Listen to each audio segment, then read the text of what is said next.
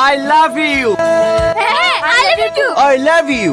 তোর সাহস হয় কি করে আমাকে প্রপোজ করা? আজকের মতো তোকে সাবধান করে দিলাম, দ্বিতীয়বার যেন এই ভুলটা না হয়।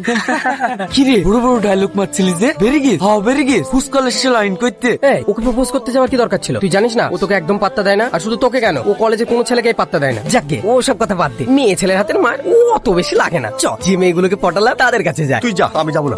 আমি ওর জন্য আমার বন্ধুদের সবার কাছে ছোট হয়েছি। আমি ওকে প্রেম করে দেখাবোই যে আমি কি পারি। কিরে এইভাবে বসে আছিস যে? তোর মন খারাপ নাকি? চ কাল যে মেয়েগুলোকে পটালাম ওদের সাথে একটু গল্প করি গিয়ে। আমার ভালো লাগছে না, তুই যা। এক চোরে এত পরিবর্তন হয়ে গেলে? ওই রকম চোর তো আমি প্রতিদিনই খাই, আমার তো কিছু মনে হয় না। নে, আর মন খারাপ করে থাকিস না, চ। ছাড়, যাবো না। তোর ব্যাপার আলাদা, আমার ব্যাপার আলাদা। তুই প্রতিদিনই খাস, আর আমি একদিন চড় খাইছি, আমার প্রেস্টিজে লেগেছে। আমি যাবো না। ঠিক আছে তাহলে তুই থাক, আমি গিয়ে এনজয় করে আসি। কি রে তুই এখানে মন খারাপ করে বসে আছিস, টনি ওপরে মন খারাপ করে বসে আছে, তোদের দুজনের মধ্যে কি হয়েছে রে? কি আবার হবে? কিছু হয়নি। দেখ সালমা, কাল তো টনিকে ওইভাবে মারা উচিত হয়নি। একটা ছেলে একটা মেয়েকে প্রপোজ করতেই পারে, তারপরে তুই তার গায়ে হাত তুলবি? সত্যি রে আমার ভুলই হয়েছে, বলছি কাল যে আমি তোমার গায়ে হাত তুলেছি ওটা আমার উচিত হয়নি, তুমি আমাকে ক্ষমা করে দিও। ঠিক আছে, আমি তোমাকে ক্ষমা করে দিয়েছি। তাহলে এবার থেকে তুমি আমাকে ভালোবাসবে তো? না দেখো টনি, আমি তোমাকে কোনোদিনই ভালোবাসতে পারবো না। কেন ভালোবাসতে পারবে না আমাকে? দেখো আমি তোমার কাছে অন্যায় করেছি, তাই তোমার কাছে ক্ষমা চাইতে এসেছি, তোমাকে প্রেমের প্রস্তাব দিতে আসিনি। ভবিষ্যতে এরকম কথা আমাকে আর কোনোদিনও বলবে না। ই এবার এমন করছে কেন?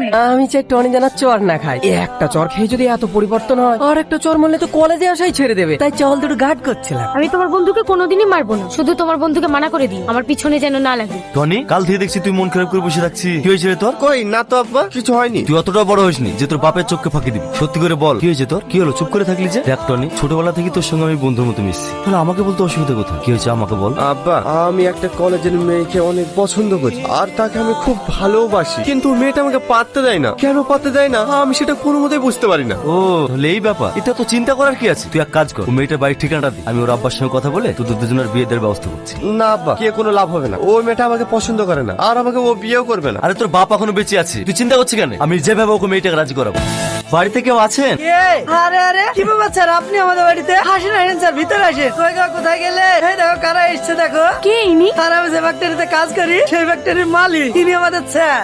আমাদের কি সৌভাগ্য, আপনি আমাদের বাড়িতে এসেছেন। আসেন আসেন বসেন। যেটা বলার জন্য এসেছি, সালমা কি তোমার মেয়ে? হ্যাঁ স্যার, সালমা আমারই মেয়ে। কিছু হয়েছে নাকি? আরে না তেমন কিছু না, আসলে আমার ছেলে আপনার মেয়েকে খুব ভালোবাসে, তাই বিয়ের প্রস্তাব নিয়ে এসেছি। যদি আপনাদের কোনো আপত্তি না থাকে।